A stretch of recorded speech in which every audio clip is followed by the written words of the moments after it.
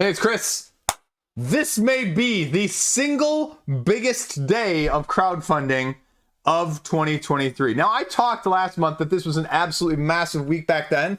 This is going to give it its run for its money, period. Massive games, massive names behind them. A few question marks of how is the money actually going to be doled out? That is the biggest question, because if the money is doled out as much as I think it could be, huge. If it's not, though, more, are people just going to be picky and choosy? You want to know? You want to know? You want the truth? You can't handle the truth. Let's go. What do we got going on? Well, for starters, I have two of them coming up in the next 2 to 3 days that are going to be released. First up, Source, Time Source, Solo Source, Golf Source. This is, Heroscape, the board game. Revamped, redone, taken and playing with your nostalgia in a good way. This is the big question mark of the week. I have no clue how people are going to react to this. Behind the camera right now, I have a huge, massive case of this stuff. Miniatures, Heroscape tiles, terrain, stackable, miniatures, gameplay compat. They're offering just one, the other, the golf thing along with it, right? Golf, right? But golf. And so, what's the appeal? We know, because Hasbro kind of screwed it up with their little own, this is my Hasbro crowdfunding website. They're crap when they tried to do Heroscape. We know that the demand for that is there. Period. No questions about that, right? But is this going to appeal at the same time? If you're interested, tune in. Yeah, I'll break it down for you. And that is by far and away the biggest potential of the week. I have no idea. I have absolutely no idea what it is, because you're also attracting potentially the RPGers as well for an easy RPG terrain style system here. Putting that out there. Second big one for me this week. Old King's Crown. I have previously described this in the roundup yesterday as a combination of Zuvetus meets Oriflamme gets mean, if you will.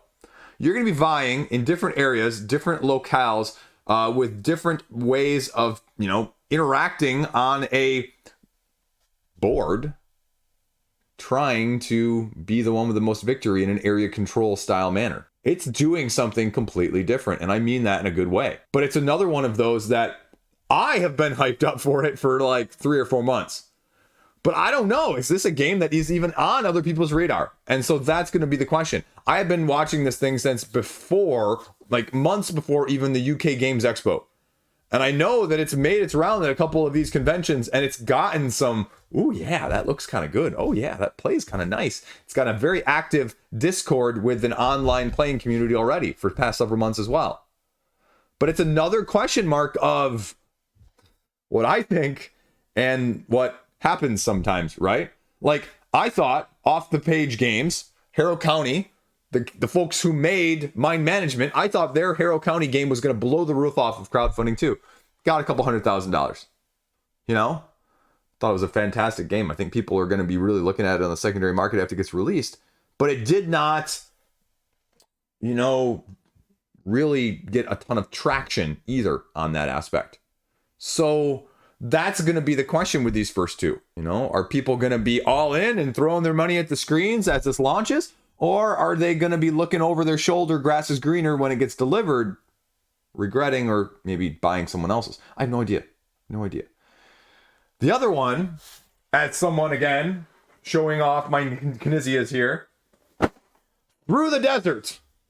Board Game Tables is bringing us a trio of games, one of them including a completely new edition, new art of Through the Desert. I have a type, folks. I have a type. In case that wasn't clear. And that is going to be one for me that's going to be absolutely hard pressed, because Board Game Tables puts out a solid product. Now, I haven't actually had the best track record with their games, but this is not one of their imports. This is not one of their reskin imports or new ones. This is tried and true. So I have less fear about it fitting well from that standpoint. The question is going to be, you know, what extras are they going to throw in? Because they always do a little extra. Always do a little bit of extra now with it new. And so, you know, we know the price point. I think the price point has been known for a while on the Board Game Geek forums, like $39, which price point is never the issue on board game tables. They give you the whole get all three and pay slightly less, which you never do, by the way, because you're never going to play all three. I know you because you are me. But one of them, I can justify that. Just how deluxe or how promo-ish are you going to make it in that sense? That's going to be the question. The two other games, I don't even know hardly anything about. Switchbacks and A Message from the Stars. One of them, I can't remember which one because I looked it up too long ago, is a reskin repeat, like import from like overseas. Another one is just the new game in and of itself. So I always like looking at them though, because they sort of usually have this common denominator, but they also sometimes don't. Now I think one of those is a trick taker. So if you're a trick taker, there you go. Now the fourth game, I'm assuming, he hasn't gotten back to me in a while. I'm assuming though, I'm really hyped about this one as well. In case that's not clear, right? I have it still written down. I haven't heard anything otherwise. Keep the Heroes Out is getting a Boss Battler expansion. One of my top games from last year, folks. We're getting more stuff. We get to fight bosses. You give me more content for a game I love. It's going to be a hard one not to pass on. Because also, no great plastic. Cool looking wooden meeples in the shapes of monsters. Yeah. Way, man. Wayne's World. And so, yeah. I am super intrigued to see what this one can do. I'm excited for it. I am. Again, maybe I'm the only one. This one wasn't gangbusters or anything on crowdfunding, but, you know, again, I have a type, folks. Hard co-ops? Right here. So, color me in. That's all I got. Next one. What else we got going on? Wow. We have a couple others in store for you. Don't worry. Bad Comet Games. You may remember them from the more recently delivered crowdfunding game Life of Amazonia. You may also remember them from Wild Serengeti as well. They're coming with a new one called Wondrous Creatures. I mean, so what's Wondrous Creatures though? 1 to 4 player. Now, description, if you're going to have this, this is my pet peeve nowadays. If you're going to call your game, I got to get this out of the way, false advertising there. We're not talking about you anymore. We'll come back to you maybe later. You're going to call your game innovative in the description. You better be innovative. 100 different creatures that you're going to be utilizing with a hex-based grid and open drafting system of card play. Okay. Now, puzzle-like experience, transforming terrain, combine these different creature cards and have your distinctive abilities to get you a strategic tableau. I like me some tableau building. Evolving worker abilities too. Okay. They sent me Life of Amazonia recently. I'll be honest with you, it's still in shrink. I'm getting there though. So, I mean, I like the idea of this one though. I like the idea of it. Show me what you got. Show me what you can do with this one. Make every game a little bit better than the last one. And, you're on track to have a good product then. Then we're going over to Incredible Dream Studios. You're not going to remember that name, but you may remember their crowdfunded previous campaign. Used some of the Magic the Gathering folks and a few of those others from like maybe Arkham Horror, I believe. Kinfire Chronicles, sort of a different spin on the dungeon crawl, recently delivered. Now we're getting Animal Scouts working together to explore the Denlands in Boundless Stride into the Denlands. They say, again, innovative, this better be innovative, open movement mechanism, creating a more enthralling exploration mechanism of the wilderness. Each scout gets track tokens and ability to move across the map in a free form, whatever the heck that means, ways, and unique set of track tokens. And it's going to give you 4 different maps that are free of grids or predefined movement spaces. So you use the track tokens to construct paths, apparently. Okay. You said innovative, and you know what? I'll give it to you right now. This is where the division is going to come in, right? Components of the game will permanently change throughout repeated plays as you place stickers. That's going to like shudder in some people's spines right there. Just cold shivers right up the spine. Solve puzzles, mark progress, and record your findings. So charting stars, learning new animal languages, and covering mysteries. This reminds me a little bit, I'm assuming this is fully co-op as a 1 to 4 player game. It reminds me of a different version, now there's 6 playable characters, it says 2 by the way, of Lands of Galzier. This gives me Lands of Galzier vibes in a different way. So I have no clue. I think people like Kinfire Chronicles. I haven't heard anything negative about it. I just haven't heard also much about it in general. Its Board Game Geek rating is what it is with under 200 ratings, so take that for what you will. But I don't know. Relatively well received, hasn't been, widely sold in the secondary market that I've seen. So, okay, show me what you got. And that leads me, because also, I'd half forgotten, but also on the Board Game Geek banner in the background of my computer as I'm looking at this, the other one that I was so interested to see what they can offer us. Worldspanner Factions. And now you're going to read that and go, well, Chris, what the F is Worldspanner Factions? And I'm going to go, hey, this is the remake, this is the redo, this is the implementation, just like the other one of Source earlier at the beginning of the video was the reimplementation of Heroscape. This is the reimplementation, redo, reskin, reimagining, remastering of Duel of Ages. The crazy chaos, the storytelling through the narrative, not reading, but the gameplay of anything can happen and your asymmetric crazies are just going to be blowing each other up, taking each other out, and giving you memorable moments in a gameplay standpoint. And that's what Duel of Ages is known for, right? And so they're going to give us more of that. And I don't think they're doing miniatures, although I don't really know for sure. I forget at the time of me filming this. So do you want more Duel of Ages 2? I mean, that's been a game that's been very divisive, right? Mechanically speaking, has it held up the test of time? Probably not overall the best, but it's more of a storytelling game. I mean, that's like the argument that people make, not with this one, but with this one behind it. And in case you can't see that, that's Nemesis, where people argue, oh yeah, the mechanics are not the best, the rulebook isn't the greatest, but boy, does that give me a thematic gameplay night of the likes of which that, we remember as we go forward, unlike some other games. So that's what they're going for with this, and I want to see what they can do. And I would be perfectly happy with completely cardboard standees altogether whatsoever. So yeah, right? I wasn't kidding so far. Intrigued? Piqued? Yeah, your wallet is not safe this week, folks. And you know what? I'm not even close to done because we are burying the lead here with this one, potentially, because this one could outfund most of the other ones that I've already talked about. And that's Critter Kitchen. And you're going to go, Critter Kitchen, because that sounds, crazy. Why would Critter Kitchen outfund the rest of these? Because, folks, this is by Cardboard Alchemy. Now, you may remember them from a few other things, but you may compare it directly to its predecessor of Flamecraft. But because they're sticking with the cute, they're getting away from the worker placement, and they're giving you program movement variable powers. With random ingredients spread throughout a city, where you're simultaneously trying to get them via your locations with your chefs, collecting them, and then bringing them back to cook your dishes in 6 rounds time. No idea. Now, a couple videos just popped up on Board Game Geek within the last, just one of them actually within the last 2 weeks, Thinker Themer. So they are comparing it to, guess what? Didn't even look at this video before I did that, but they're comparing it to Flamecraft, right? Because that's also a better way to get clicks, because Flamecraft raised 7 figures, folks. And people are still trying to get the deluxeified components on the secondary market because they like it. Now, I will say I wasn't a huge fan of the campaign when, I'm never a huge fan of you offering plushies and t-shirts and whatever else, non-related board game stuff as a whole. I'm just not.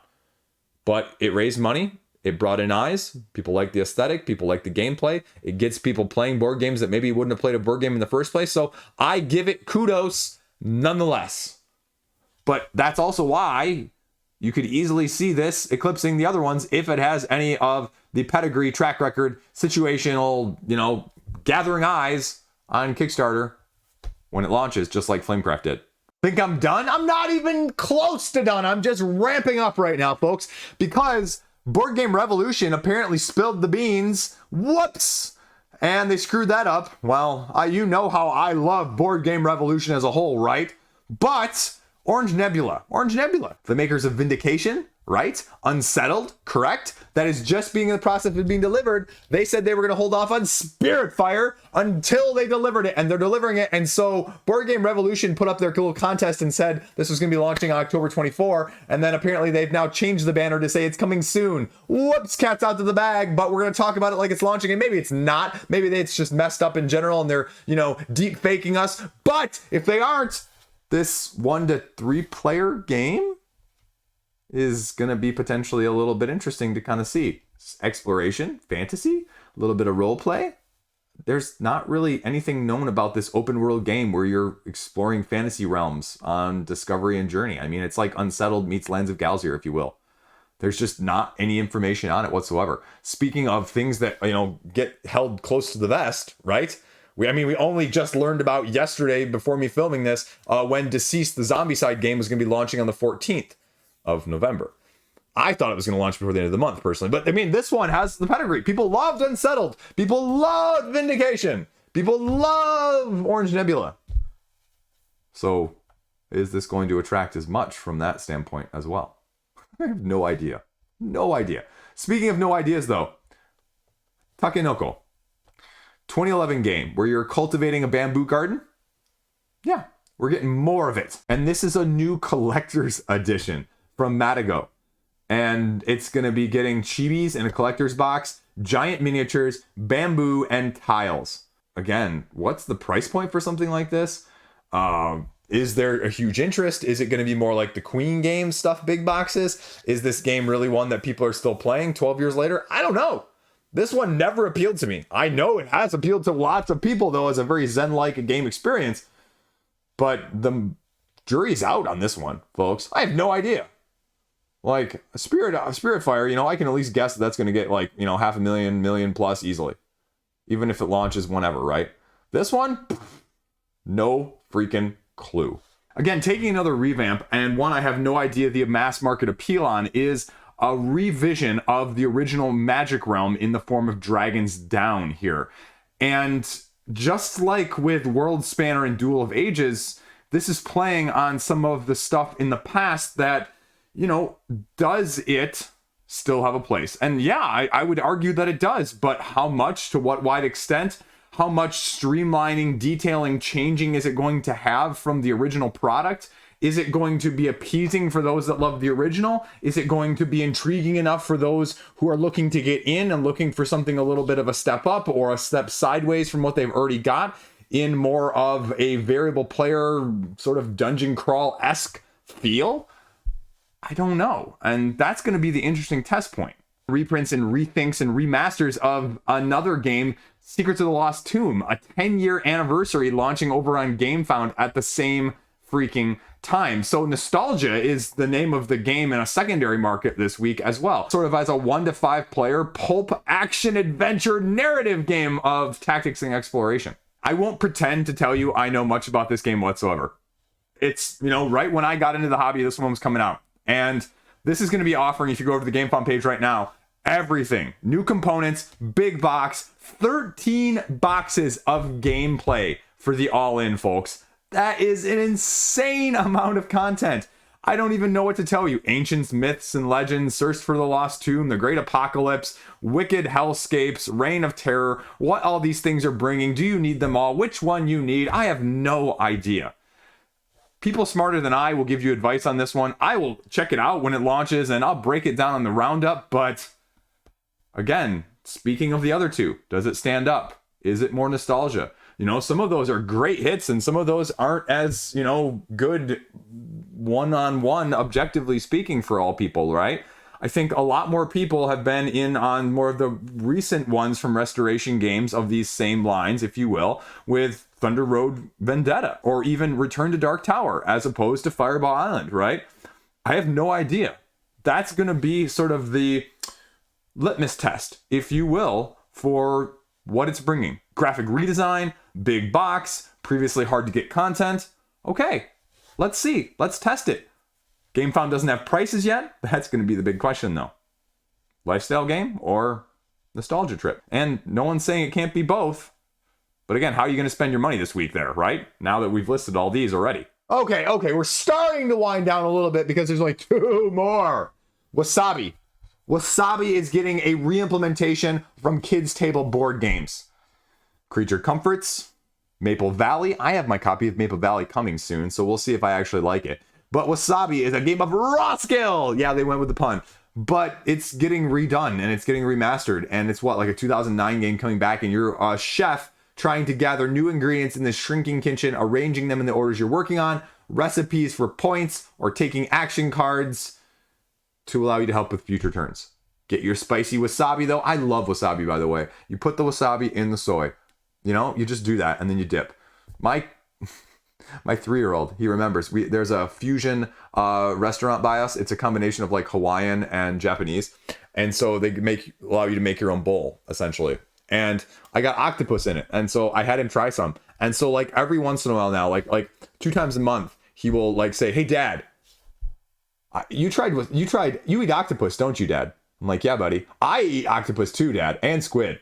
"Yes, buddy, you do." "When are we going to get that again, Dad?" It's awesome, by the way. It is awesome that he just loves that. So they say, there's a side ramble there, new mechanisms, streamlined rules, and new art. So Kids Table board game has a good track record. They deluxify things a little bit. Just like I said with Creature Comforts and Maple Valley, they're doing the same thing here with this one. So we're going to see exactly what that looks like. It's going to be a good price point. You don't worry about that. Power Plants is the other one that they did. Again, I have that copy sitting behind me up on the shelf. So we're going to see where that one goes. And now, last up, this one was like supposed to launch last year, and then it got redone and it got remade, and I get a very divisive sort of Captain Sonar on steroids, right? UBOOT, the board game. You're manning your U-boat and you're going through an app-based real-time mission system. And they deluxified the freaking heck out of it the first time around.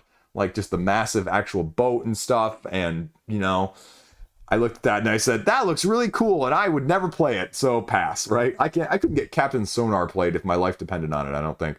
So, you know, they're coming back and they're giving us more. Reprint, expansion content, fully cooperative, real-time World War II submarine-based warfare game. Like I said, it's Captain Sonar on steroids. You can't buy it otherwise. It was only on crowdfunding. The link on Board Game Geek is selling it for like $400 through Amazon right now. So, you know, take that for what you will. It's innovative. It's definitely unique. It's definitely different. But you gotta have the group for this one, more so than probably anything else on this list, without any doubt whatsoever. So, how do you feel about that? Because it's probably going to cost you $200 to $300 as well, I would wager. Is it worth it for you from that aspect? Can you get it played? Challenge, Gauntlet, Throne. That's all I got. That is the list. Now you can see why this is potentially, like in all of these, this is not like a couple launching on Monday, a couple launching on Wednesday or Thursday. They're all, I believe, launching on the 24th. 2 days before my brother's birthday, which reminds me I need to send him something. So that's what we got going on. Speaking of the challenge, though, that is the guilty pleasure of my wife and I, right? MTV's The Challenge. Are you familiar with it? No, you're probably not. It's the 5th great American sport, in the words of the innumerable Bill Simmons from previous ESPN fave, now The Ringer, right? It's, you know, real world road rules stars used to get on there and compete in these insane challenges and get slowly eliminated via crazy votes and elimination rounds. And then people would win money at the end. And they've done literally like 40 iterations, 40 seasons of it over like the past 20 years. In case you're not familiar, Johnny Bananas, that's where he comes from. And if you don't know who Johnny Bananas is, that's okay too. Guy's hilarious. Wasn't a fan, was a fan, a little less of a fan, a little more of a fan now. I'm still more of a Wes Bergman. I'm sorry, Wes, just, you know, actually, if we're being truthful here, cards on the table, I am a CT fan. And if you are not familiar with CT, Chris Tamborello, let me tell you right now, one of the greatest things I have ever seen watching TV and anything like this, reality-wise, especially, easily reality-wise, probably one of the best, most hyped things I have ever seen that got me excited jumping out of my seat on TV, was the elimination. Like, I don't even know what season it was, but it was old school. It was CT versus Johnny Bananas. And they're strapped back to back. And it's basically, you have to drag the other person to the end goal on either side, right? And this was the point where Johnny Bananas basically rethought his whole challenge, because at that point a lot of people didn't take it fully seriously. Like now people go in there and train for this like CrossFit, fully trained, buff, ripped, all of them. But at that point there were very few people fully like that, and CT was one of those people. This guy's a monster. Like, you know, he had the body for professional sports, like legit. He stands up. They're sitting on their butts, right? You guys, no one's watching or listening to me at this point. I'm going to tell this story anyway. They're sitting down on their butts, legs out, and then the whistle blows. He stands up and he just stomp, stomp, stomp with a grown man on his back. And you can see the video. Bananas' legs are just flailing in the air. Guy can't even touch the freaking ground. And this is not like a guy my size. This is a guy probably my height plus 30 or 40 pounds of muscle. So this is not a small guy. This is not a weak guy at all. And he is getting literally manhandled by the other guy. Not even a question. It is the most amazing thing I have seen on a reality TV show by far and away. One of the best things I've ever seen on TV in general in the first place.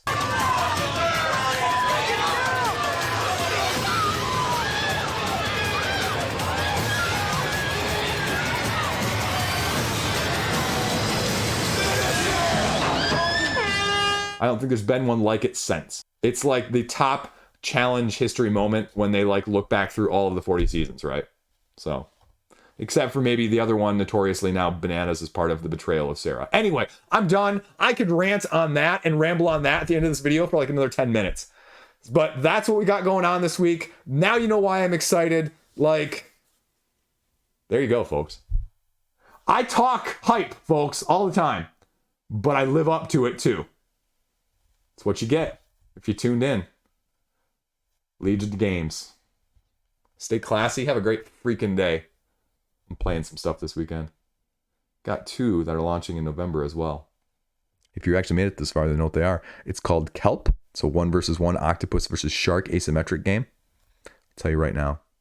There you go. The other one, Singularity. Also, that one's launching on GameFound. I'll tell you right now, if you like stuff that I like, you'll want to check those out. Spoilers right there. There you go. See ya.